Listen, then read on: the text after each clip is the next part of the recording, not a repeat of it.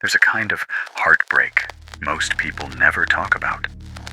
It doesn't come from betrayal. It doesn't come from violence. It doesn't even come from loss. It comes from holding on to something long after it stopped holding on to you. The memory of someone. The promise of a dream. The version of yourself you swore you'd become. You cling to it, knuckles white, breath shallow. Because to let go would feel like dying.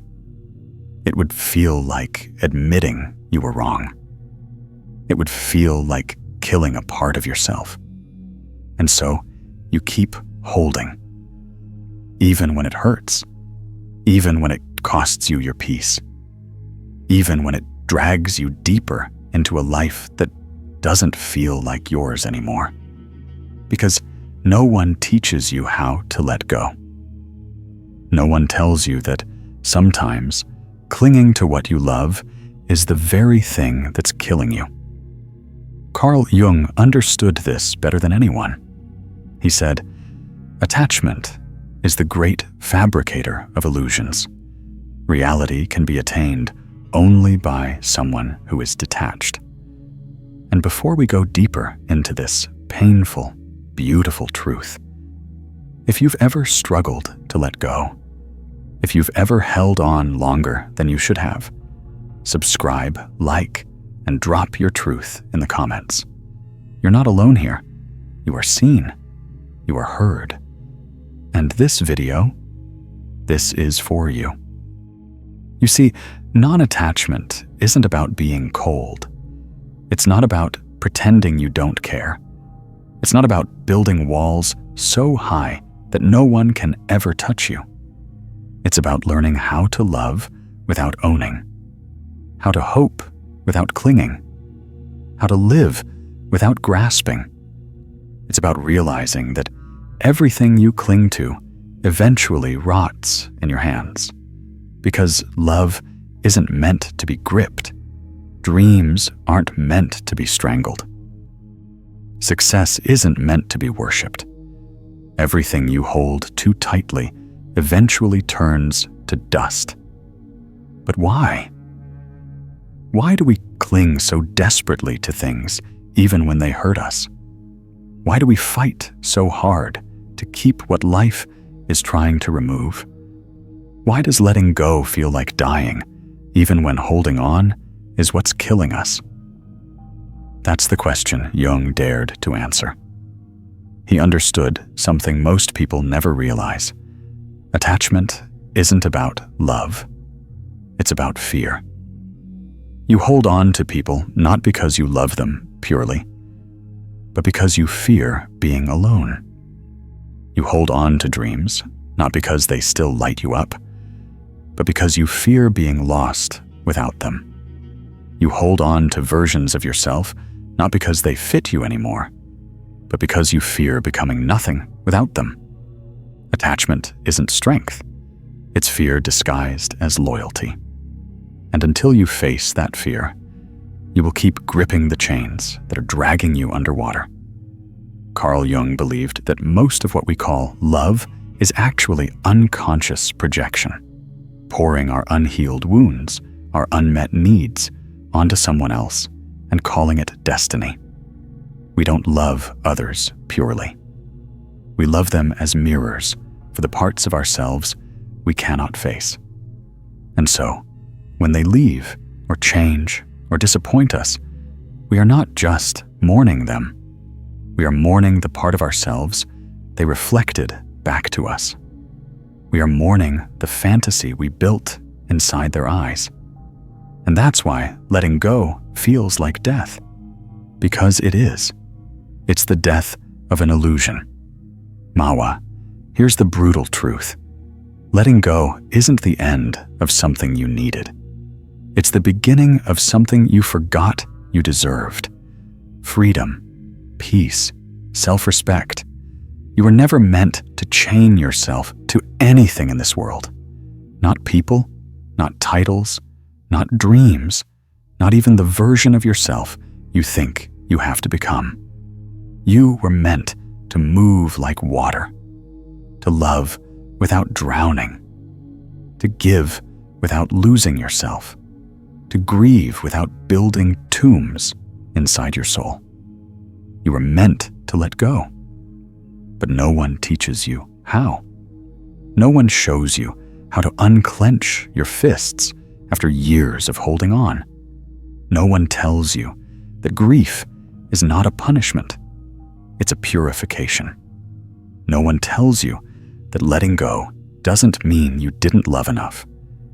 It means you loved enough to set yourself free. Carl Jung didn't teach that detachment was about apathy. He taught that it was about awakening to the truth that everything, love, success, life itself, is passing through your hands like a river. And you can either try to dam it up, suffocate it, control it, or you can let it flow through you. And in that surrender, you become real. So now the real question is, can you love deeply, hope fiercely, dream wildly, and still be willing to let it all go when the time comes? Can you master the art of non-attachment? Not by becoming cold, not by becoming distant, but by becoming so whole within yourself that nothing outside of you defines your peace anymore. That is the real art. And that is what we are about to explore. If letting go were easy, you would have done it by now. You would have walked away from the job that crushes your spirit. You would have cut ties with the people who treat your love like a disposable convenience. You would have unhooked yourself from the dreams that have long since turned into cages. But you don't. You stay. You cling. You hope. You suffer. And deep down, a question gnaws at your soul. Why can't I let go? Even when I know I should? Carl Jung understood the terrifying truth behind this. He believed that attachment is not just emotional. It's survival-driven. You aren't clinging to a person. You aren't clinging to a job. You aren't clinging to a dream. You are clinging to the story you told yourself, that without this, you would be nothing. That without this, you would cease to exist. It's not love you're defending. It's identity. From the moment you were born, your mind began weaving a tapestry, a story about who you are, what you need, what keeps you safe, what makes you lovable, what gives your life meaning. Every relationship, every success, every dream, every belief.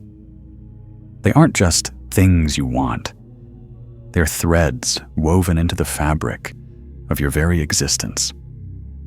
And so, when life demands that you let go of one of them, it doesn't feel like shedding an old skin. It feels like tearing your soul apart. Because somewhere along the way, you fused your sense of self with the things you are afraid to lose. Carl Jung called this the ego complex. The ego clings to anything that reinforces its story of self. Titles, relationships, achievements. Because without them, the ego fears annihilation. You think you are afraid of losing them, but really, you are afraid of losing you. The version of you that felt secure. The version of you that felt wanted. The version of you that felt successful. The version of you that made sense. Attachment isn't about the object itself. It's about the story the object lets you tell yourself about who you are. That's why breakups feel like death. It's not just the person you mourn. It's the version of yourself that existed when they loved you. That's why career failures shatter you. It's not just the job you lose. It's the identity tied to success, ambition, status, respect. That's why losing a dream feels unbearable. It's not just the dream dying. It's the death of hope itself. The death of the story that one day everything will make sense. Carl Jung warned, you meet your destiny on the road you take to avoid it. The more you cling, the more you create suffering. The more you resist letting go, the more you reinforce the very fear you are trying to escape. You think you are preserving your life. But really, you are preserving your prison. You are feeding the very chains that are suffocating you. And it gets even deeper. You don't just attach to people or dreams. You attach to pain. You attach to the wounds of your childhood, to the betrayals you never healed from, to the shame you never fully faced. Because even pain is familiar. Even pain is part of the story. Even pain feels safer than the terrifying unknown of who you might become without it. And so, you keep reliving the same heartbreaks, the same failures, the same empty promises. You call it fate. You call it bad luck. You call it destiny. But Jung would say, it's the unconscious dragging you back into the cycles you refuse to confront. Until you face it, truly face it, you will keep attaching to things that mirror your oldest wounds. This is why you stay. This is why you cling to love that doesn't nourish you. This is why you stay loyal to dreams that are no longer alive. This is why you fear the empty spaces where something once filled you. Because in your mind, letting go doesn't just mean losing something. It means losing someone. It means losing yourself. But Mawa, here's the liberating, terrifying truth. You are not what you cling to. You are not your relationships. You are not your achievements. You are not your failures. You are not even your dreams. You are the awareness beneath all of it. You are the sky, not the storm. You are the sea, not the shipwreck. You are the soul, not the stories it collects. And the moment you realize this, the moment you feel the ground crumble beneath your old identity, you will feel terror. You will feel lost. You will feel like you're dying. Because in a way, you are. It is the death of who you thought you had to be worthy of love, life, and meaning. And in that death, there is unimaginable freedom. Carl Jung called this the process of individuation, the painful shedding of false selves, the courageous emergence of the true self. Not the self built on attachments, but the self built on soul. The self that does not grasp. The self that does not cling. The self that can hold love, ambition, dreams, without being enslaved by them. You don't master non-attachment by giving up on life. You think you are protecting yourself by holding on. You think if you grip tighter to the relationship, the career, the dream, you can save it. You can fix it. You can stop it from slipping away. But here's the hidden cost no one talks about. The tighter you cling, the faster you lose everything. Because love suffocates under pressure. Dreams rot under desperation. Life decays when you try to control it. Carl Jung knew this. He warned that the more the ego tries to cling, the more the soul begins to die. You don't notice it at first. The death is quiet, soft, invisible. You still wake up every day. You still show up. You still smile when you have to. But piece by piece, you are fading. You are trading vibrancy for survival, trading passion for security, trading wholeness for the illusion of control. And the tragedy? You don't even realize the cost until it's almost too late. Let's talk about the hidden costs, the ones no one warns you about. 1. You strangle. Love. Real love is not ownership. Real love is flow, freedom, presence. But when you cling to someone out of fear of losing them, out of fear of being abandoned, out of fear of being alone, you stop loving them. You start owning them. You start measuring their love by how much they need you, how much they prioritize you, how much they reassure you. You stop seeing them as a living, breathing, evolving soul. You start seeing them as a lifeboat you must never let drift away. And that pressure, it crushes love. They pull away, gasping for air. And the more they pull away, the harder you grip, until finally, there's nothing left to hold. 2. You poison your dreams. Dreams are alive. They breathe, they shift, they grow with you. But when you cling to a dream with desperation, when you refuse to let it evolve, when you refuse to adapt, when you refuse to mourn the dreams that have died, you turn your dreams into prisons. You start measuring your worth by how fast you achieve them. You start seeing every delay as failure. You start hating the very thing that once lit you up inside. Dreams are supposed to expand your soul, not chain it. When you grip too tightly, you kill the dream before it ever had a chance to grow. 3. You lose yourself. And worst of all, in clinging to them, in clinging to it, you lose you. You forget who you were before the relationship, before the success, before the approval, before the expectations. You become so entangled in the identity that was built around them that when they leave, or when the dream crumbles, or when life forces you to change, you feel like you're dying because you built your soul around something that was never meant to be permanent. Carl Jung taught that the ego's greatest fear is annihilation, and that's what clinging creates.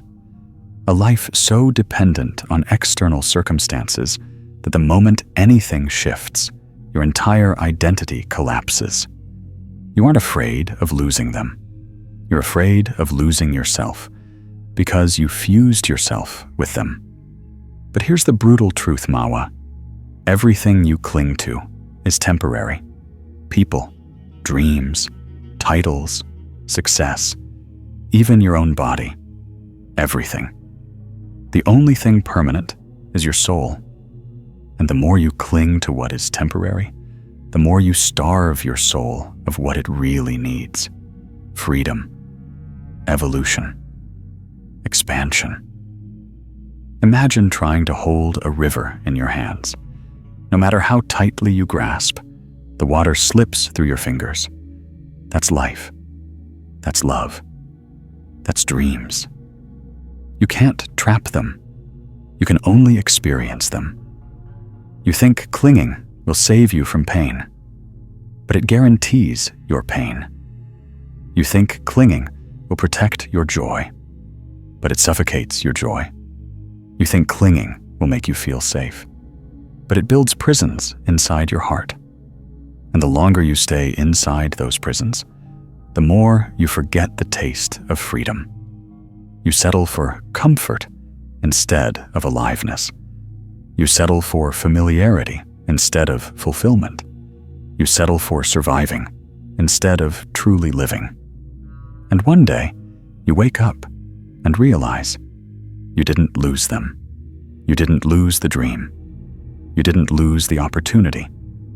You lost it yourself, trying to hold on to what was always meant to pass through. Carl Jung believed that true freedom comes not from possessing life, but from participating in it. Not clinging, not controlling, just dancing with it moment by moment, fully alive, fully present, fully free. So ask yourself now, what are you clinging to that is quietly killing you? What are you grasping so tightly that your hands are bleeding? What story are you defending that no longer fits your soul? Because until you let go, truly let go, you will keep trading your aliveness for a lie. And Mawa, you were not born to live half dead. You were not born to cling to a sinking ship. You were born to swim. You were born to flow. You were born to live. By now, you understand. Clinging doesn't protect you. It destroys you. Slowly, quietly, invisibly. But when you hear the word non-attachment, it sounds terrifying too. It sounds like being numb. It sounds like giving up on love. It sounds like building walls so high no one can ever reach you again. You don't want that. You don't want to become cold, distant, unreachable. You don't want to live a life without passion, without connection, without feeling. And here's the beautiful truth. You don't have to, because true non-attachment isn't about becoming colder. It's about becoming deeper. It's about loving so fully that you no longer need to possess. It's about dreaming so bravely that you no longer fear the outcome. It's about living so vividly that you no longer have to cling to any single moment to feel alive. Carl Jung didn't teach detachment as withdrawal. He taught it as awakening, a return to the self so whole, so grounded, so expansive that you could dance with life without needing to chain it to you. 1. Own your inner landscape. Everything you think you need from the outside world is a mirror for something inside you. Love, respect, validation, security. These are inner states. When you cling to someone for love, you are chasing the love you refuse to give yourself. When you cling to a title for respect, you are seeking the self-respect you haven't fully claimed. When you cling to dreams for security, you are running from the terrifying truth that security can never come from anything outside you. Carl Jung believed that true individuation, becoming your true self, only happens when you reclaim these energies from the outside world and bring them home. You become your own source. You stop chasing mirrors. You start building light. And once you do that, Mawa, you can love freely, dream freely, live freely, without needing anyone or anything to complete you. 2. Love fully. Without grasping, love doesn't demand ownership. It demands presence. True love says, I will stand with you, but I will not chain you. I will cherish you, but I will not consume you. I will celebrate you, but I will not own your freedom. When you love without clinging, you stop seeing people as lifelines, anchors, or trophies. You see them as fellow travelers, beautiful souls passing through your journey, each one shaping you, teaching you, changing you. Some will stay, some will leave, and that's okay, because your love isn't dependent on their permanence. Your love is a reflection of your own fullness. You are not empty without them. You are overflowing. 3. Surrender the outcome, not the effort. Non-attachment doesn't mean you stop caring. It doesn't mean you stop trying. It means you pour your heart into the process without chaining your worth to the result. You dream boldly. You love fiercely. You show up completely. but you release the illusion that you can control everything. You realize that outcomes are shaped by 1,000 invisible forces: timing, chance, other people's free will, unknown variables. And you trust that whatever unfolds, even if it's not what you hoped, is not a judgment against your soul. It's just life, moving as it must. You stop seeing failure as proof of your inadequacy. You start seeing it as part of the sacred dance. You stop seeing endings as betrayals. You start seeing them as beginnings in disguise. 4. Learn the art of active grieving. Non-attachment doesn't mean you don't grieve. You will lose people. You will lose dreams. You will lose versions of yourself you thought you couldn't live without. And it will hurt. Deeply. Terribly. Unbearably.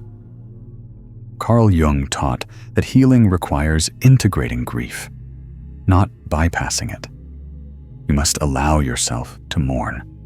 Mourn what you hoped would last forever. Mourn who you used to be. Mourn the future that will never come. But mourn actively, not with bitterness, not with self-destruction, not with clinging to ghosts. Mourn with reverence. Mourn with grace. Mourn with the fierce, sacred dignity of a soul that dares to feel everything without letting the grief turn you into stone. 5. Return to the self, again and again. When everything else fades, when people leave, dreams die, seasons change, what remains? You. Not the false selves you built to survive, not the masks you wore to be loved. The real you. The you who existed before anyone taught you what to want. The you who existed before anyone taught you what to fear. Carl Jung called this the self and the whole, integrated, timeless center of your being. Mastering non-attachment isn't about leaving the world. It's about returning to the self over and over again, until you are so rooted in your own soul that you can move through the world with open hands, open heart, open eyes. You will love again. You will dream again. You will hope again. But you will never again confuse possession with love. You will never again confuse control with safety. You will never again confuse attachment with meaning. You will walk this world free, tethered to nothing, but connected to everything. And that, Mawa, that is what it means to truly live. You thought letting go would kill you. You thought releasing the people you loved, the dreams you built, the versions of yourself you clung to would leave you empty, hollow, lifeless. But here you are, still breathing, still standing, still becoming, and maybe for the first time, truly alive. Because the great tragedy isn't in losing things. It's in losing yourself, trying to keep them. It's in trading your soul for a security that was never real. It's in shrinking your spirit just to fit inside someone else's comfort zone. It's in clinging so tightly to life that you forget to actually live it. You thought mastery meant control. You thought peace meant possession. But Carl Jung knew better. He said, "What you resist persists. What you embrace transforms." And now you see it. Non-attachment isn't the death of love. It's the birth of freedom. Non-attachment isn't indifference. It's unconditional presence. Non-attachment isn't giving up. It's growing up. You were never meant to clutch life in your fists. You were meant to dance with it barefoot, wild, unafraid. You were never meant to imprison love inside chains of fear. You were meant to let it flow tenderly, fiercely, freely. You were never meant to define yourself by what you could hold on to.